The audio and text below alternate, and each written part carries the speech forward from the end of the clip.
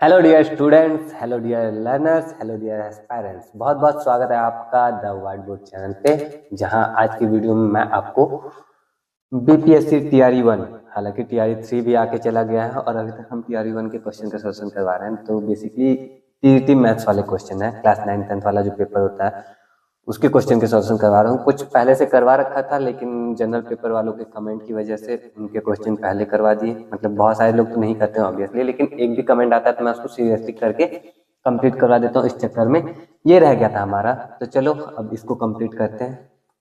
कुछ videos already uploaded है और हम लोग क्वेश्चन नंबर 101, ये इस वीडियो में 101 और 103 नंबर के क्वेश्चन सॉल्व करने वाले हैं। 120 तक के क्वेश्चन है, तो करते हैं, समझते हैं क्वेश्चन क्या है और कैसे कैसे हल करेंगे उसको। इसी प्लेलिस्ट में रहेगा तो ढूंढने में आपको मेहनत नहीं करना पड़ेगा, बस प्लेलिस्ट का अगला वीडियो देख लो, आपका काम हो जाएगा। तो चलो आगे बढ़ते हैं। क्या है क्वेश्चन? तो सबसे पहला क्वेश्चन जो है आपको यहाँ पे दिखाई देगा, मैं पढ़ के बताता हूँ। एक सममित आवृत्ति वितरण के लिए हमारे पास है, और ऑप्शन तो आप देख ही पा रहे हो।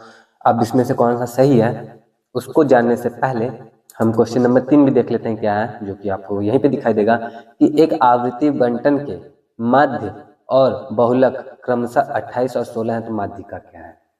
अब इन दोनों क्वेश्चन के सॉल्यूशन हम सीखेंगे, लेकिन आप दोनों क्वेश्चन नोटिस करोगे तो आपको माध्य, माध्यिका और बहुलक मिलेगा। तो मुझे लगता है पहले अगर ये चीज क्लियर हो जाए कि माध्य, माध्यिका और बहुलक क्या होती है, तो हमारे लिए ज़्यादा आसान हो जाएगा क्वेश्चन को सॉल्व करना। तो चलो समझते हैं एक क्वेश्चन से जो क्लास 9th का है। क्वेश्चन ये है हमारा, एक फुटबॉल टीम है जो इस तरह से गोल करती है 10 मैच में, 10 अलग अलग मैच खेलती है, जिसमें पहले मैच में 3 गोल किया, दूसरे मैच में 2 गोल, तीसरे में 0 गोल, चौथे में 4 गोल, फिर 1 गोल, 3 गोल। इस तरह से 10 मैच में गोल का उनका रिकॉर्ड है हमारे पास में।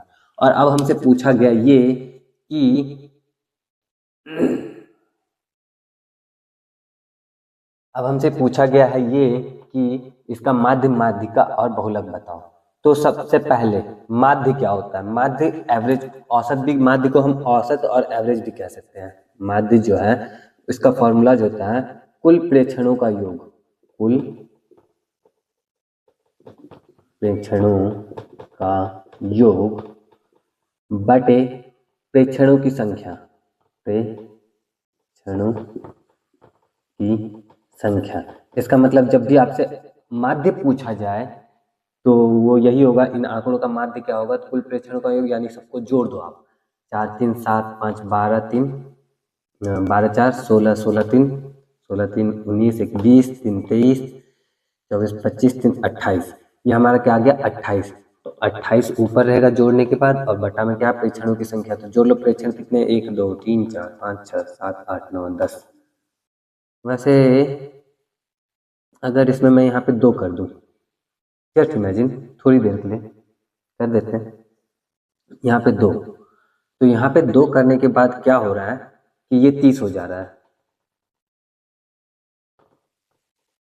अच्छा, यहाँ पे 2 मैंने क्यों किया, क्वेश्चन जो था क्लास 9 की बुक में जो मैंने देखा था उसमें 0 ही था, 2 इसलिए कर दिया क्योंकि 30 हो जाएगा, और मैंने कैलकुलेशन किया ना पहले से कुछ, तो उसके हिसाब से बता रहा हूँ कि अगर ये 30 हो जाता है, ठीक है, मान लो कि इस तरह से कोई टीम है जिसने इस तरह से गोल किया है हर मैच में, तो ये हो गया टोटल हमारा 30, और बटा में कितना रहेगा हमारा, बटा में रहेगा हमारा 10। तो 30 बटा 10 कितना हो जाएगा, तो 30 बटा 10 हो जाएगा हमारा 3, यानी कि ये जो माध्य आया हमारा, माध्य हो गया हमारा, माध्य बराबर 3। कोई दिक्कत वाली बात नहीं, माध्य एकदम सिंपल सही है, ऐसा ही होता है, हमेशा ऐसा ही रहता है, इसमें समझने में कोई दिक्कत नहीं होनी चाहिए। इसके बाद हमारा है माध्यिका। माध्यिका का मतलब होता है, माध्यिका को माध्यिका ही बोलते हैं, ऐसे माध्यक भी बोल देते हैं ना। एक मिनट, प्रश्न में क्या लिखा हुआ है, इंग्लिश में तो मीन ही बोलते हैं शायद, माध्यिका ही लिखा हुआ है, तो माध्यिका ही हम लोग बोलेंगे। तो माध्य के बाद आता है माध्यिका, और माध्यिका के लिए कोई फॉर्मूला नहीं है, माध्यिका के लिए कोई फॉर्मूला नहीं है। अब आपको याद आएगा कि माध्यिका के लिए फॉर्मूला होता है, आपने पढ़ा होगा, अगर सम होता है तो अलग फॉर्मूला होता है, विषम होता है तो अलग फॉर्मूला होता है। अब ये सम विषम कहाँ से आया, सब माध्यिका का सीधा सीधा शॉर्टेड मीनिंग ये समझ लो, एकदम बीच वाला। माध्यिका मतलब एकदम बीच वाला। अब आपको फॉर्मूले पे दिमाग नहीं लगाना, सीधे जो बीच में मिले उसको उठा लो।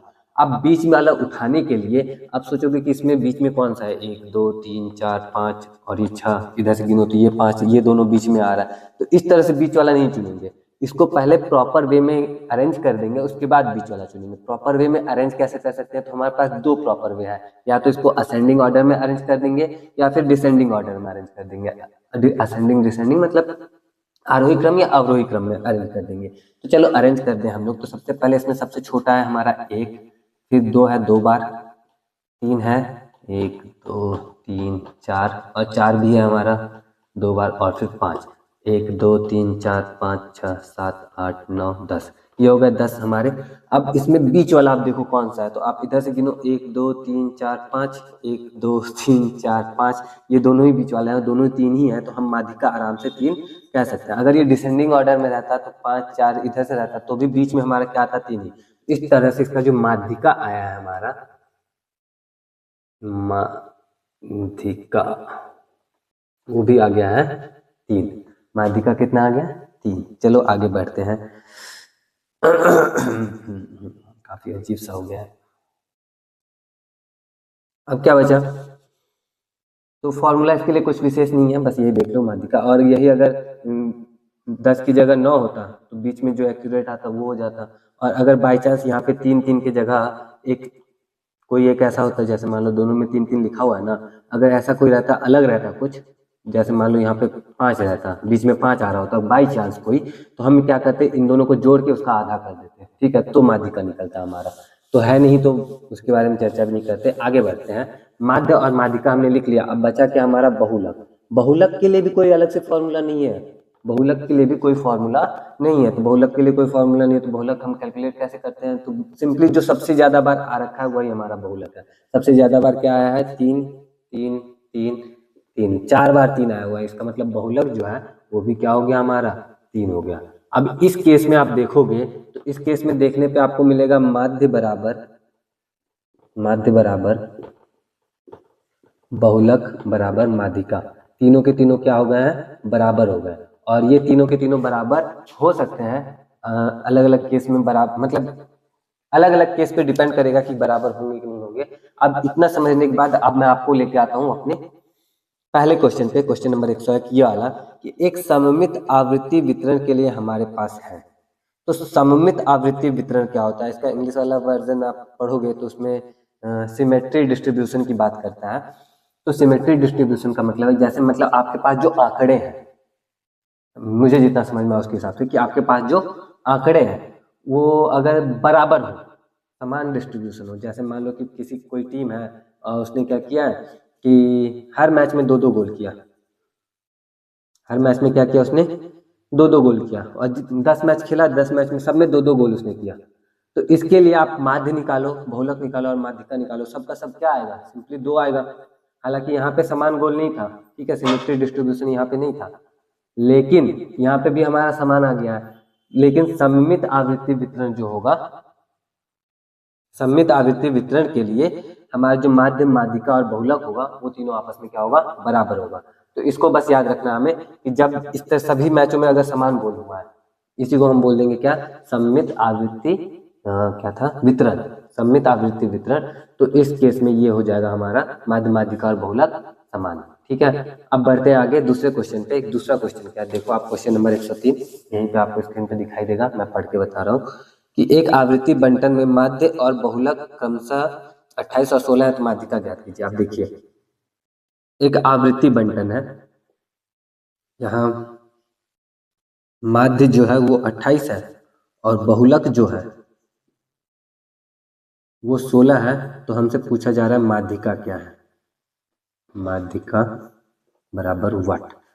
अब एक फॉर्मूला यहाँ पे होता है, तो वैसे तो हम जानते हैं कि बहुलक के लिए कोई फॉर्मूला नहीं, जो ज्यादा बार आया वो बहुलक, लेकिन इसमें संबंध भी स्थापित किया गया एक फॉर्मूले के माध्यम से। वो फॉर्मूला इंपॉर्टेंट है हमारे लिए, हम उसको समझ लेते हैं। वो फॉर्मूला है हमारा बहुलक बराबर 3 गुणे माध्यिका माइनस 2 गुणे माध्य। तो चलो बहुलक हमारा 16 है, बराबर में 3 गुणे माध्यिका यानी कि 3 गुणे माध्यिका मालूम नहीं तो m रहने देते हैं, और माइनस में 2 गुणे माध्य यानी 2 गुणे 28।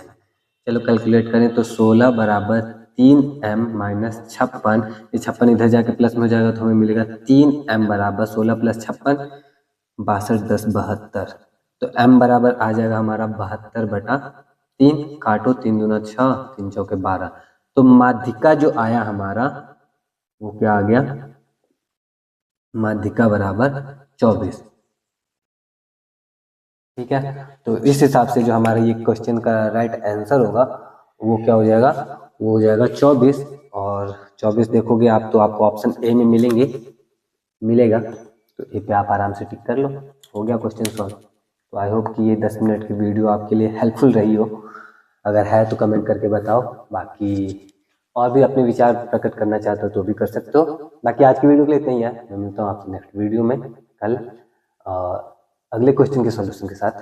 तो तब तक आप अपना अच्छे से ख्याल रखना, अच्छे से पढ़ाई करते रहना। जय हिंद।